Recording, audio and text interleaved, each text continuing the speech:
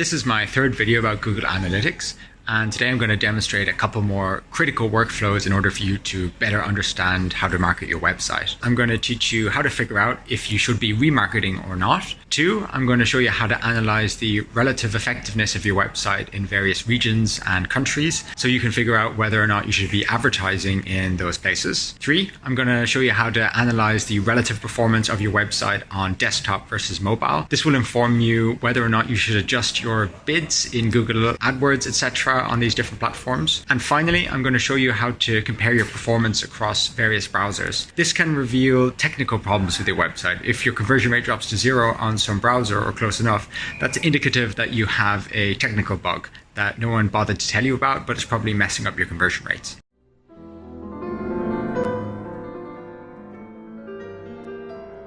An important metric to think about in your online marketing is the relative value of new versus returning users. And that's what this particular report is useful for. You can find it under Audience, Behavior, New versus Returning. So first off, why might this information be important? Well, there are ways to specifically advertise to or spend marketing budget on returning users, specifically remarketing lists, remarketing on Google or on Facebook or on various other platforms. You can also send emails out to your existing customers. And if returning users happen to be worth more or significantly more than new users, therefore you're justified in bidding much more in that sort of online advertising. Before we look at the actual data, let me also specify something here. A user is defined as returning in Google Analytics based on Google Analytics not being able to find whatever cookie it leaves on the user's browser. So therefore it doesn't have a perfect picture of whether users actually new or returning. It does the best it can. So if I scroll down here, we see that new visitors account for 83%, whereas returning visitors account for 16%. In reality, there are probably more returning visitors because of the limitation I talked about before. Someone could just use a different browser, for example. And let's look over here at the per session value. It's 7 cents for a new visitor, whereas it's 25 cents for a returning visitor, i.e. it's worth about 3.5 times as much. Therefore, I would bid far more in a remarketing online advertising campaign based on this information. Even though the internet is a global phenomenon, there are often reasons why you might only want to market to people in a certain country. That could be because your product is somehow local. It's designed for example, law exams in a particular country, or because your product price is so high that you only expect people with American or European incomes to be able to afford it. Anyway, let me tell you a story. So I've actually switched over here to the Semicolon and Sons website. I did a small bout of online advertising to see if I could get more kind of subscribers. And I just started advertising and I was getting incredibly cheap results, like 1 cent per click. I even bragged about it online. And then people were kind of doubting that I could have gotten such good results. And they were right to doubt it, and I'll show you why via this Google Analytics report. So I've selected audience, then geo, then location. And if I scroll down here, I see a map of the world, and then I can see which country, this is the period when I was advertising, which countries gave me the most results. And India with 73%, Egypt with 5%, United States with 2%. This mightn't have even been from the online advertising. Then a bunch of other countries with quite low GDPs.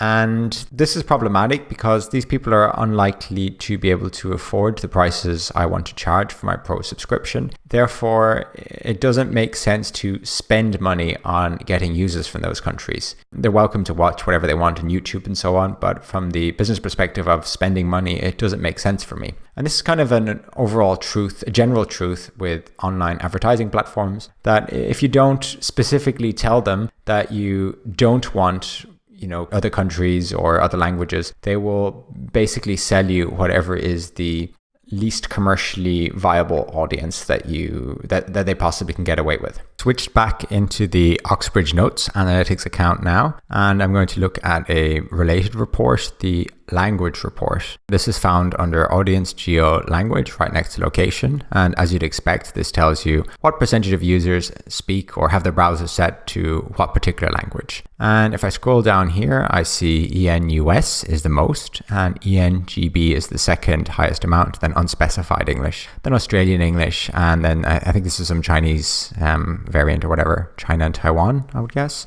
And this sort of information can inform you as to whether it's worth translating your website. In my case, probably not, but for other websites, there may be a compelling case for creating content in that language.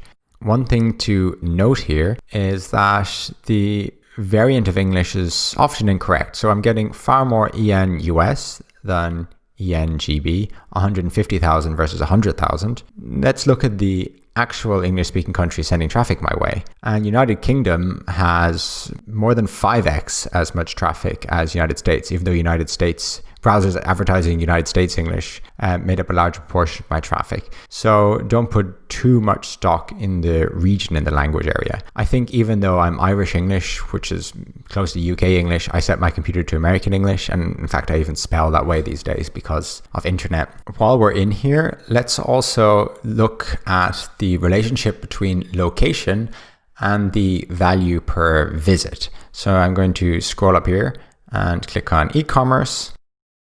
There we go. And scroll across and find the per session value. So this is telling me that people from the United Kingdom spend on average of 19 cents on my website, whereas the United States, people from there only spend 7 cents. My content is largely geared towards the UK, so it kind of makes sense. Australia, 8 cents. India, less than 1 cent. This sort of ties into what I was saying earlier about there not being a high commercial value to that audience. Malaysia, 1 cent. Hong Kong, 16 cents. This is surprising.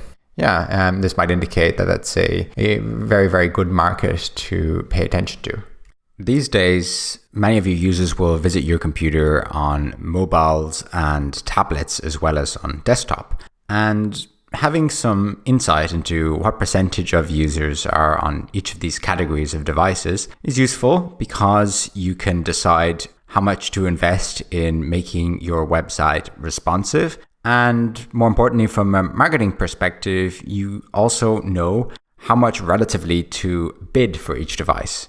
So I'm going to look at this report here. If I scroll up, it's the devices report. So I go to audience, mobile overview. So the mobile report. And I'll scroll down here. We see that the desktop category accounts for 72% of my traffic. Bear in mind, I've got a slightly old time period. I think that's increased since. Mobile, 23% and tablet, 4%. Now, that information on its own isn't that useful. What's critically important, and I keep emphasizing that in these videos, is to connect this to your e-commerce data so you can actually get some business sense out of these figures. And if I go over here, we have the per session value.